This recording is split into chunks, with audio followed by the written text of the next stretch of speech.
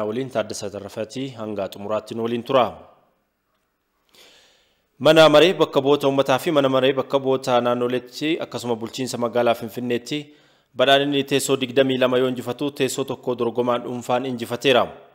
Naannoo Affaaritti badhaadhinni teessoo 6, naannoo Amaaraatti paartiin badhaadhinaa teessoo 114 yoo argatu, sochiin biyyaalessaa Amaaraa Abin teessoo 5 argateera. Beenishaangul Gumuzitti badhaadhinni teessoo 5 yoo argatu, teessoo 3 yoo argatu, Dirree Dhawaatti badhaadhinni teessoo 1, Gaambeellaatti badhaadhinni teessoo 3, Oromiyaatti badhaadhinni teessoo 167, dorgomtoonni dhuunfaa immoo teessoo 3 argatanii jiru. Naannoo Sidaamaatti badhaadhinni teessoo 19, naannoo Kibbaatti immoo badhaadhinni teessoo 75 yoo argatu, Izeemaan teessoo 4 argatee jira. Kanaanis paartiin badhaadhinaa teessoo caalmaa argachuu isaa ibsameera. Mana marii naannoleettis paartiin badhaadhinaa naannolee kurnaniif bulchiinsota magaalaa lameen keessatti teessoo caalmaa qabu argachuun injifachuu isaa walitti qabduun boordii filannoo biyyaalessaa Burtukaan Miidhagsaa beeksisaniiru.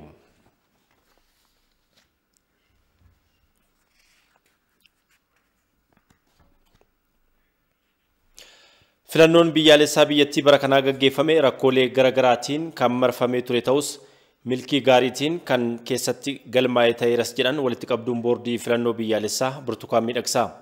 Sagantaan waliigalaa bu'aa filannoo biyyaalessaa ittiin ibsamu qaamolee filannichaa irratti qooda fudhatan hirmaachisuun gaggeeffamee jira. Aliyyi Daddafoo dabalataa qindeesseera. Boordiin filannoo biyyoolessaa bu'aa filannoo bara kanaa ilaalchisuudhaan sagantaa qopheessee fi qaamolee qooda fudhattoota garaagaraa irratti kan hirmaatan irratti argamuudhaan haasawa kan taasisan walitti qabduun boordichaa Burtukaan Miidhagsaa haalli filannoon keessa darbe baay'ee rakkisaa ta'ullee bu'aan argame garuu gammachiisaadha jedhanii jiru. ሁላችሁም እንደምታውቁት ይህ ምርጫ ቀላል በሚባል አስደሳች በሚባል ወይም ደግሞ ውጤቱ ይሄው ነው በሚባል ሁኔታ ውስጥ የተደረገ ምርጫ አይደለም። ሁንድ keessanu akkuma beektani filannoon kun haala salphaa gammachiisaa yookaan bu'aan isaa kana haala jedhamuun kan gaggeeffame miti. Yeroo biyyi keenya bu'aa bayii hedduu keessa jirtu, haala jijjiiramaa hedduu keessa wayita ce'aa jirtutti, haalli nageenyaa yeroo rakkisaa jedhame keessatti, yeroo lammiileen sodaa hedduu keessa jiranitti filannoo gaggeeffamedha. Lammii ta'uu keenyaan mirga keenyatti fayyadamuu qabna. Itoophiyaan biyya akka taatee namoota kaawwanitti mul'isuu qabna. Kun immoo dirqama keenya yeroo jennu boordiin filannoo biyyaalessaa haaluma sagantaa kaa'een rakkoowwan kanniiniif osoo hin jilgeenfatin sagalee uummataa gara aangootti jijjiiruun wanta ta'uu malu hunda hojjechuun har'a geenyeerra. Adeemsa kanarraa hundi keenyayyuu barachaa fuulduratti imaluun biyya keenya filannoo qofaan mootummaa tokkorraa gara isa birootti akka ceesiftu akkasumas kan itti mirkaneessinu ta'uu kan itti argitan jedhin amana. Gama birootiin walitti qabaan boordii dhaabbilee siviilii obbo Taamiraat Kabbada sirna kana irratti haasawa taasisaniin taajjabdoota 117 bobbaasuudhaan filannicha taajjabaa turuu isaanii ibsaniiru. የህብረታችን የምርጫ ትዝብት በሶስት የምርጫ ሂደት ምዕራፎች ላይ የተመሰረተ ነው። ይሄውም taajjabbiin filannoo keenyaa wantoota sadii adeemsa filannichaa irratti hundaa'a. Kunis filannoo dura, guyyaa filannoon gaggeeffamee fi filannoo boodadha. Adeemsa filannoo duraatiin galmeen namootaa filatanii naannoo Tigraay osoo hin dabalatin naannolee 9 fi bulchiinsa magaalotaa 2 keessatti gaggeeffame irratti taajjabdoota 144 leenjisuun taajjabdoota 117 bobbaasuun adeemsichi milkaa'inaan taasiseera. Haaluma kanaan buufataalee filannoo 1300 ta'an taajjabuun bu'aa taajjabbii qaamolee dhimmi ilaallatu beekseera. Waldaan kun bu'aawwan taajjabbii argatee ciminaa fi wantoota fooyya'uu qaban irrattis yaada isaa kennuun laateera. Dhaabbata mootummoota gamtoomaniitti qindeessituun damee Itoophiyaa Maariin Aancheen gama isaaniitiin dhaabbanni isaanii milkaa'insa filannoo kanaaf deeggarsa meeshaa irraa kaasee hanga taajjabdoota bobbaasuu irratti hirmaachaa turuu isaanii himaniiru. While the mandate of the UN in Ethiopia is to provide electoral assistance rather than the assessment or on the electoral process itself. Gaheen dhaabbata mootummoota gamtoomanii filannoo kana wantoota barbaachisuun deeggaruudha. Dhaabbanni keenyas kana raawwachaa tureera. Isiniin dabalatee qaamoleen garaagaraa milkaa'ina filannoo kana keessatti hirmaachaa turtanittu. Kun waan akka muuxannoo gaariitti fudhatamuu qabudha. Keessattuu dhaabbanni akka USAID fi UN waliin ta'uun waan jajjabeessaa hojjeteera. Milkii dhufeef baga gammaddan jechuun barbaada. Demokraasiidhaaf deemsi eegalame ammallee duubatti akka hin deebinee fi ciminaan hojjetamuu qaba. Jalqabarraa eegaluudhaan filanicha deeggaraa kan turte Jarman gama imbaasii isheetiin qindeessitoota boordii filannoo ga'umsa olaanaa agarsiisan galateeffachuudhaan Jarman Itoophiyaa deeggaruu ishee itti fuufti jedhaniiru. I would like to seize this opportunity to express my appreciations for NEBIL's commitment, independence. Carraa kanaan dinqisiifannaan hoggansa boordii kanaa fi hojjettoota isaaf qabuun ibsuu barbaada. Of danda'uun ofitti amanamummaa fi dandeettii guutuudhaan hojjechaa turaniiru. Kanaaf addatti Burtukaan Miidhagsaatiin baga gammaddee jechuun barbaada. Hundi keessanuu akkuma beektan filannoo kana gaggeessuun yaachisaa ture. Garuu hirmaannaa hunda keessaniitiin milkaa'uu danda'eera. Hirmaattootni filannoo kanaa baay'een isaanii karaa nagaatiin akka gaggeeffamuuf kanneen hojjechaa turanidha. Gama miidiyaatiinis ogummaa bu'uureffachuun hojii hojjetame ilaalleerra. Akka mootummaa Jarmanittis maallaqaanis ta'ee yaadan deeggaraa turreerra. Kanaaf wantoota ta'an hundatti gammanneerra. Sagantaa bu'aa filannoo biyyaalessaa ifoomsuuf qophaa'e kanarratti bakka buutonni paartilee siyaasaa garagaraas argamaniiru. Paartii badhaadhinaa bakka bu'uun kan hirmaatan Injiinar Aayishaa Mahammad filannoon bara kana akka milkaa'uuf miseensota boordii filannoo biyyaalessaa galateeffataniiru. በመሪው ብስለት ይገለጣል፣ በሰራተኞቹ ትጋት ይነበባል። dhaabbanni bilchina gaggeessaa fi hojjettoota isaatiin madaalama. Fudhatamummaan isaatis akkasumatti isaan beekama. Filannoo bara kanaas Itoophiyaan akka mo'attu taasisuu keessaniif miseensonni boordii hundi keessanuu baga gammaddan galatoomaan isiniin jechuu barbaada.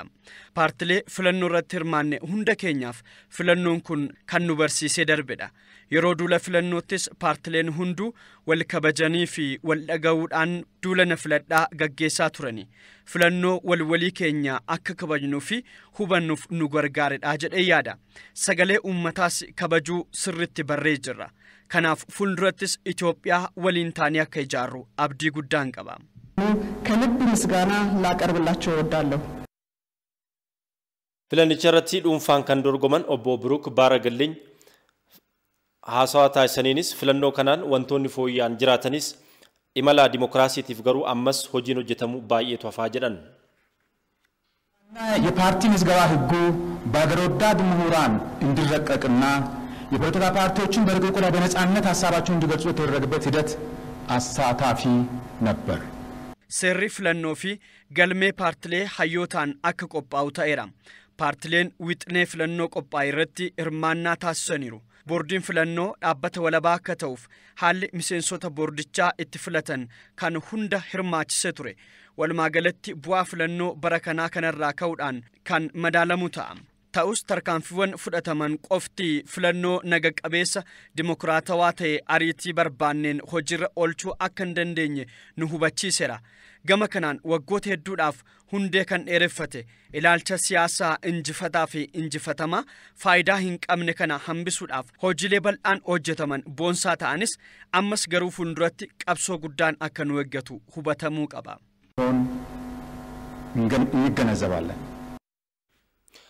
Miseensonni mana maree waloo paartilee siyaasaa Itoophiyaa bulchiinsa magaalaa Finfinnee kutaa magaalaa Eekkaatti argamuudhaan biqiltuu dhaabaniiru. Gabaasa Mulu Girmaayif Mangistuu Akkumaa. Paartileen siyaasaa dhimmoota waloo fi biyyoolessaa ta'an irratti gamtaan hirmaachuu qabu mata duree jedhuun manni maree waloo paartilee siyaasaa Itoophiyaa kutaa magaalaa Yekkaa paarkii Milineemii keessatti biqiltuu dhaabaniiru. Hoogganaan waajjira paartii badhaadhinaa magaalaa Finfinnee obbo Mallas Yaalam kanaan dura walitti dhufeenyi paartii morkattootaa fi paartii biyya bulchuu gaarii akka hin taane himuun yeroo ammaatti dhimmoota biyyoolessaa irratti tokkummaan hirmaachuu irratti bu'aan gaarii argamaa jira jedhan. ይህንን ባህል የበለጠ በማጠናከር aadaa akkasii caalmatti jajjabeessuun dhimmoota biyyaalessaa irratti tokkummaan dhaabachuun garaagarummaa yaada qabnuun dorgomnee biyya ijaaruu irratti hirmaachuu qabna. Walitti qabduun mana maree waloo paartilee siyaasaa Dr. Raahel Baafee paartiin mo'atus ta'ee filannoodhaan injifatamu dhimmoota biyyoolessaa akkana irratti tokkummaadhaan hirmaachuun itti fufuu qabaa jedhan. እንፎካከራለን ያሸነፈ ወደፊት ይመጣል ወልሞርካና inni injifate gara fuula duraa dhufa inni injifates ta'ee inni injifatames lammii Itoophiyaa waan ta'eef misooma irratti hunduu hirmaachuu qaba. Hirmaattonni paartilee siyaasaa saganticha irratti argamanis paartileen morkattootaa dhimmoota biyyoolessaa irratti tokkummaan hirmaachuun murteessaa akka ta'e himaniiru. በርግጥ እንግዲህ እስከዛሬ ድረስ እንግዲህ ተቃዋሚ ሲባል ያው hanga har'aatti akkuma isinuu beektan morkattootni bitaa fi mirga dhaabachuun wal lolaa turan. Har'a garuu filannoo booda biqiltuu dhaabuu dhufneerra. Kuni ammoo ashaara magariisaa fi misooma biyyaa irratti mootummaa waliin kan hojjennu ta'uu kan ibsudha. በጣም ጥሩና ለወደፊት የሚበረታታና ለሀገራችን waan baay'ee gaarii fi fuulduratti jajjabeeffamuu qabudha. Biqiltuu dhaabuun dhiqama biyyee hir'isuu fi eegumsa bishaaniif gahee guddaa waan qabuuf paartiin keenya hojii kanatti ni amana. Duula Ashaara Magariisaa bara kanaatiin hanga ammaatti magaalaa Finfinnee keessatti biqiltoonni miiliyoona 5 ol dhaabamuunis ibsameera.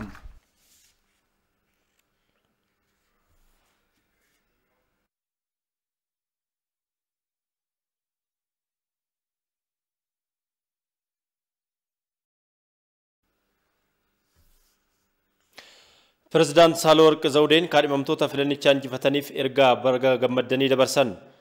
Qaamolee filannichaa raawwachiisuunis ta'ee dorgomaa ta'anii dhiyaatan hirmaatan galateeffataniiru. Uummanni haala rakkisaa keessatti dimokiraasii biyyattiif bu'uura kaa'uuf sagalee kennanis galateeffatanii jiru. President Saalawarq Zawudee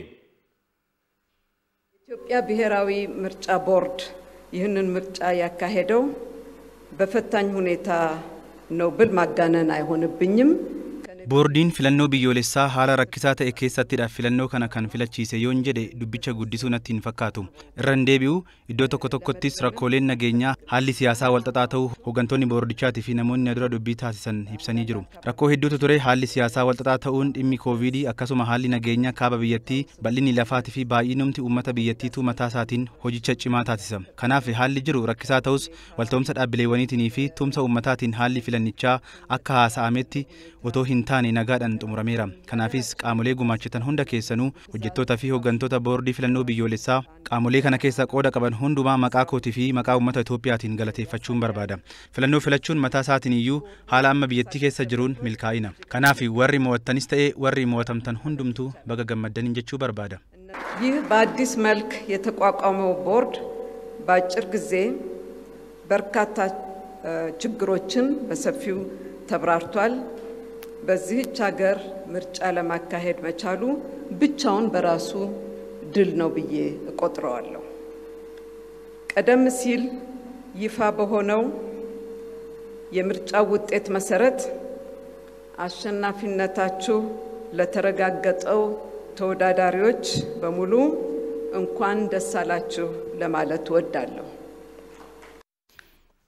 Ijaarsa hidhaa guddicha Itoophiyaa xumursiisuudhaaf kan duraa caalaa bifa adda ta'eetiin qindoominaan socho'uun barbaachisaa akka ta'e waajjirri qindeessaa hirmaannaa uummata hidhaa beekse.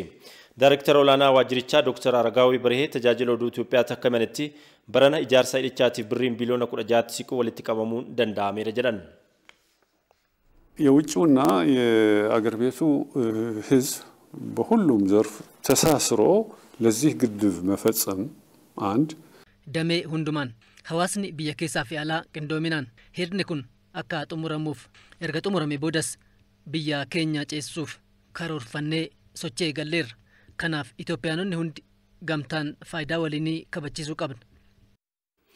Mootummaan Itoophiyaa dippiloomaatonnii fi diiyaasporaan dhiibbaa kan hambisuudhaaf hojiilee hedduu hojjechaa turuu kan himan Dr. Aragaawiin kunis manni maree nageenyaa marii hidhichaa gara gamtaa Afrikaatti akka ta'uuf deeggarsa taasisuuf gahee guddaa taphachuu isaanii Dr. Aragaawii Birhee ibsaniiru. ሚዛናዊ ያልሆነ አመለካከት ሰብአዊ ያልሆነ አመለካከት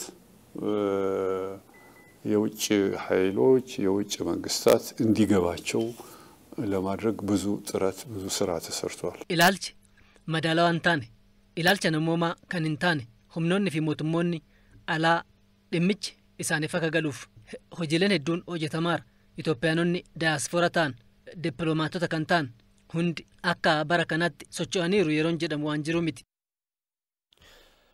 Galmi abbaa muudaa deebi'ee ijaaramuun isaa sirna gadaa cimsuu keessatti gahee olaanaa akka qabu abbootiin gadaa fi abbootiin muudaa himan. Galmi abbaa muudaa hammata addunyaa dirree bakkoo magaalaa Bishooftuutti ijaaramee tajaajila kennuu eegalee jira. Dabalata qabna. Oromoon sirna ittiin jiraatuu fi addunyaa kanarratti sabniif biyyi haqaan akka itti jiraatu sirni inni qabu sirna gadaati. Sirni gadaa ammoo sirna bulchiinsa uummataa yoo ta'u bulchiinsa kana keessatti ammoo caasaaleen garagaraatu argama. Sirna gadaa keessatti abbaan gadaa, abbaan muudaa yookaan abbaan dhugaa, abbaan caffee, abbaan sa'aa, abbaan seeraa, abbaan alangaa, abbaan duulaa fi abbaan dubbii kan jedhaman ni argamu. Abbaan gadaa sirnicha kan hoogganu yommuu ta'u abbaan muudaa yookaan abbaan dhugaa yookaan ayyaantuun ammoo gadaa muudaa. Gadaa muuduu jechuunis gadaawwan shanan gadaa roobalee, gadaa birmajii, gadaa amma keessa jirru gadaa meelbaa, muudanaa fi gadaan duuloo gadaawwan Oromoo shanani. Abbaan muudaa yookaan abbaan dhugaa yookaan ayyaantuun yeroon abbaan gadaa tokko gara aangootti dhufu kan abbaa gadaa sana muuduudha. Abbaan muudaa saba sirna gadaa kana keessatti jiraatu dhugaa waaqaa fi lafaa kan barsiisu abbaa gadaa gorsees kan qajeelchudha. Eebbas kan kennudha. Abbaan muudaa sirna gadaa keessatti inni guddaan gadaan muuda hin qabne ulaagaalee gadaa jedhamtee waamamtu sila ta'eef fakkeenyaaf gadaan Tuulamaa kanaan duratti waggaa 1850 egaa gadaan abbaan muudaa duukame boodatti muudaa mana waamaniiti akkasitti muudamanii seera guuttatanii too gadaa keenya deemsisaa turanii bara dhoksaadhaan seerri kunillee luba bahe fakkeenyaaf abbootiin kiyya bara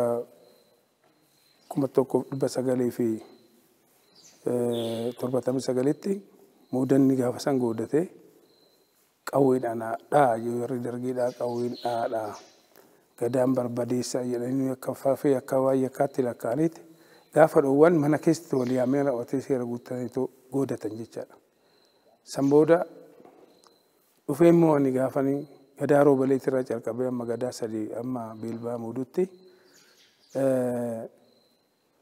gadaan guutumaan guututti dhaqee dhaka koroo gubbaarratti gadaa sadeen kana roobaleedhaa birmajiidhaa beelbaa kana muudaa ture.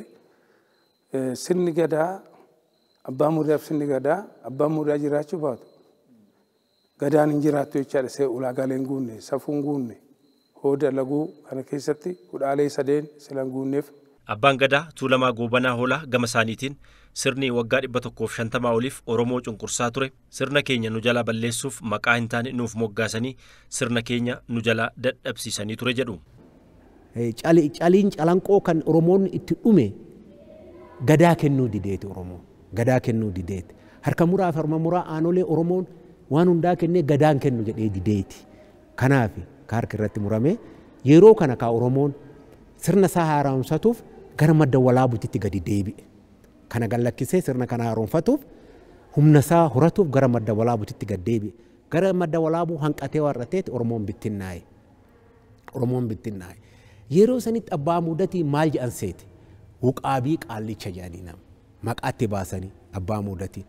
Abbaa muudatiin wuqaabii qaallicha jedhanii kana nutti baasan. Abbaa muudati garuu ayyaantuu jechaan sirna gadaa kana kan ijaaru sirna gadaa kana kan geggeessu amma gaafa langee walirraa fuudhan waan hundaa kan qopheessu gadaa kana cinaa dhaabbatee sappoorti kan godhu kan qarqaaru yeroo beelli hamaan dhufe yeroo waraanni hamaan dhufe gadi bahee waarratee abbaa gadaa cinaa dhaabbatee kan kana hojjetu abbaa muudati. Abbaa muudati ayyaantuun hunduu abbaa muudati ayyaantuun hunduu immoo eessatti muudamti gadatu muuda. Gadatu muuda ayyaantuun hunduu. Yeroo ammaa kana bulchiinsa magaalaa Bishooftuutti galmi abbaa muudaa ijaaramee sirna keenyatti deebinee moggaasa guddifachaa fi waliin jireenya hawaasaa itti fufuun akka danda'ame inni dubbatu abbaan muudaa Abbabaa Haayiluu Goobanaa. Egaa bitti kuni biyya abbaa muudati biyya gadaa teessoo gadaa shananiiti teessoo gadaa Tuulamaati galma kana ijaaruudhaaf hamilee arganne warri nu gargaares nu gargaaree kanaan goonee raawwannee galma abbaa muudaa kan kallacha shananii faayame as gubbaarratti akka uumaa waaqaa uumaa lafaa shanan waaqaa torbii lafaa shanan lafaa jennee kanaan as teessine jechaadha. Waajjirri aadaa fi tuurizimii bulchiinsa magaalaa Bishooftuu galmi abbaa muudaa kun akka ijaaramu tumsaa kan ture yoo ta'u hoogganaan waajjira aadaa fi tuurizimii bulchiinsa magaalaa Bishooftuu obbo Kabbabaa'u Dabalaa kan dubbatan. Galma abbaa muudaa ammayyaa ta'e ijaaruudhaan uummata Oromoo beeksisuu sadarkaa addunyaatti akka beekamu gochuudhaa fi bakki kun bakka araaraa bakka duudhaan uummata Oromoo itti babal'atuu fi seenaa guddaan itti hojjetamu keessattuu abbaan muudaa jechuun seera gadaa keessatti muudama kennuurraa qabee ta'ee gorsaa fi qajeelfama sirna gadaa tiksuu eegsisuu to'achuu keessatti qooda olaanaa qaba. Kana dhaloota haaraa kana barsiisuu guddisuu keessatti bakka guddaadha jenneeti fudhanneetu amma yeroo ammaa kana deeggarsa gochaa fi jiru. Hooggantoonnii fi miseensonni waldaa misooma Oromiyaa seektaroota mootummaa garaagaraa waliin ta'uudhaan Hojii tola ooltummaa ganna kana godina addaa Oromiyaa naannaa Finfinnee aanaa sabbata hawaas paarkii waldaa misooma Oromiyaa gaara dabal irratti biqiltuu dhaabuu eegalsiisaniiru. Walitti qabaan boordichaa obbo Abbaadulaa Gammadaa hojiin tola ooltummaa waldichaa waggoottan baay'ee hojjetamaa ture daran cimeetti fufuu qabaa jedhanii jiru. Abaaboo Maammoo. Waldaan misooma Oromiyaa erga hundaayas hojiilee garaagaraa hojjechuu irratti argama. Waldichi damee barnootaa, fayyaa, bu'uuraalee misoomaa irratti irra jireessaan kan xiyyeeffate hojjetu yoo ta'u, gama misooma naannoon ammoo paarkilee 48 qabu kan bosonni irra hin jirre misoomsuu irratti argama. Paarkilee kanneen keessaa inni guddaan paarkii godina addaa naannoo Oromiyaa aanaa sabbataa hawaasi gaara dabaalidha. Waggoottan 8 darbanitti gaara kanarratti seektaroonni garaagaraa fi miseensonni waldichaa biqiltuuwwan miiliyoona 14 fi 800 ol dhaabuutu himame. Walitti qabaan boordii waldaa misooma Oromiyaa obbo Abbaadulaa Gammadaa waggoottan 6-7 dura biqiltuuwwan dhaabaman gama hawaasa naannichaan kunuunsi maluufi taasifamuu baatus waggoottan 3-4 asitti walta'iinsa waldichaa fi hawaasa naannichaan kunuunsi biqiltuuwwan kanneeniif taasifamaa jiraachuu eeruun fuula duratti hojiin tola ooltummaa cimee akka itti fufuu qabu himaniiru. Namni tokko tan kophaatti bu'aa irraa argatu hedduun ta'in bu'aan isaa uummata keenya gargaaru waan ta'eef uummata keenya guddisuu waan ta'eef hundumtuu hojjechuu qaba gara fuulduraattis deemuu qaba. Deeggartoonni keenyas bal'achaa guddachaati deemu. Waldaa misoomaa cimsuudhaaf manneen barnootaa cimsuudhaaf kitaaba kennuudhaan koompitara kennuudhaan maallaqa baasuudhaan hojii guddaa hojjechaati jiru. Kun itti fufuu qaba. Wal gargaarru malee rakkoo keessaa ba'uu hin dandeenyeef. Kanaaf miseensonni fi deeggartoonni waldaa misooma Oromiyaa gara fuulduraattis karaa kanaan deemuu qabu jedhee naman. Daayirektara olaanaa waldaa misooma Oromiyaa obbo Dajaneeticha guyyaa har'aa biqiltuu 25,000 ol dhaabamuu himuun hawaasa naannichaaf ashaaraa magariisaa kanaan wal qabatee carraan hojii adda addaa banamuu dubbataniiru. Narsarii saayitii asitti uumuudhaan ijoolleen asirratti gara ijoollee 110 ta'an gurmaa'anii jiru gaara kanarratti boolla qofforu boolla yeroo qofforan maallaqa argatu amma kana booda immoo bara dhufu biqiltuu asitti narsarii saayitii naamna gaagura ijoollee kanaafis providing goona horii akka isaan furdisanis hin goona haala kanaan hawaasa kana jijjiiruudhaaf qilleensa naannoo kana jijjiiruudhaaf hojii hojjetaa jirra. Komishinii poolisii bulchiinsa magaalaa Finfinneetti komishineera itti aanaa komishineer Mangashaa Mollaa seektaroota waldaa misooma Oromiyaa waliin ta'uun hojii tola ooltummaa ganna kana warreen eegalsiisan keessaa seektarri isaanii isa tokkodha. Gama uwwisa magariisummaatiin hawaasa naannichaa fayyadamaa taasisaa jiraachuu himuun fuula duratti mootummaa naannoo Oromiyaa waliin ta'uun sochiilee taasifaman irratti dammaqinaan akka hirmaatan dubbataniiru. የደን ሽፋኑን የበለጠ በማሳደግ uwwisa bosonaa caalmaatti guddisuun hawaasa naannichaaf bu'aa guddaa akkuma buusaa jiru. Kana itti fufnee naannicha waliin qindoominaan sochiilee misoomaa fuulduratti taasifaman caalmaatti kan itti fufnu ta'uu keenya maqaa komishinichaatiin waadaan galama. Seektaroonni adda addaa hojii tola ooltummaa waldaa misooma Oromiyaa kanarratti hirmaatan tokko tokko marsaa 3 hanga 4 oliif biqiltuu dhaabaa jiraachuu himuun biqiltuu dhaabanis akka kunuunsan dubbataniiru. Yeroo afuraffaa keenyaaf namni tokko akka nama dhuunfaa tokkootti amma atikiltii 13-14 tti dhaabaa har'a jechuudha. Eegumsa uummata keenyatti bira dabarree akka lammataatitti immoo kanarratti hirmaachuun keenya baay'ee nu gammachiisa. ሶስተኛ ጊዜያችን ነው። ለሶስተኛ yeroo sadaffaadhaaf dhaabaa jirra. Kana dura wayita bonaa gara kana yeroo 2-3 dhufuudhaan bishaan obaasnee kunuunsineerra. Biqiltuu dhaabuu bichaa osoo hin ta'in kunuunsa dhaloota dhufuuf dabarsan jedha. Jiraattonni fi ogeeyyonni qonnaa aanichaa biqiltuu dhaabamee xiyyeeffannoon kunuunsamaa jiraachuu nutti himan. Biqiltuun tokko jechuun ilmoo tokko jechuudha. Akka ilmoo tokkotti kunuunsaa jira waan ta'eef ogeessi keenyas caasaan gannaallee sadarkaan jiru kenneera waan ta'eef abbummaadhaan akka isaan kunuunsanii nus abbummaadhaan fudhannee hojii kana keessatti gallee jirra jechuudha. Gandarraa jammaree hanga Oromiyaa godinatitti hojii kana cimsinee akka hojjannu abdii qabna. Sirriitti kunuunsuudhaafis abdii qabna. Waldaan misooma Oromiyaa seektaroota garaagaraa hojii tola ooltummaa gaara dabaal irratti waggoottan dheeraaf hirmaataa turaniif beekamtii kenneera. Daawwattoota oduu isaa kanaa osoo hin xumuriin ijoo isaanii irra deebi'uudhaan si yaadachiisa. Boordiin filannoo biyyaalessaa paartiin badhaadhinaa manneen marii naannoleettis ta'ee mana marii federaalaatti teessoo caalmaa argachuun filannoo marsaa ja'a. Daawwattoota oduun ganama kanaaf qabannee xumurree jira. Qophiin keenya hanga sa'aatii 6tti turu sirna gadaa abbaa muudaa fi sirna gadaa tuulamaa irratti qophii xiyyeeffannee qabna. Hanga sa'aa 6tti akka nu hordoftan gaafanna. Turtii gaarii.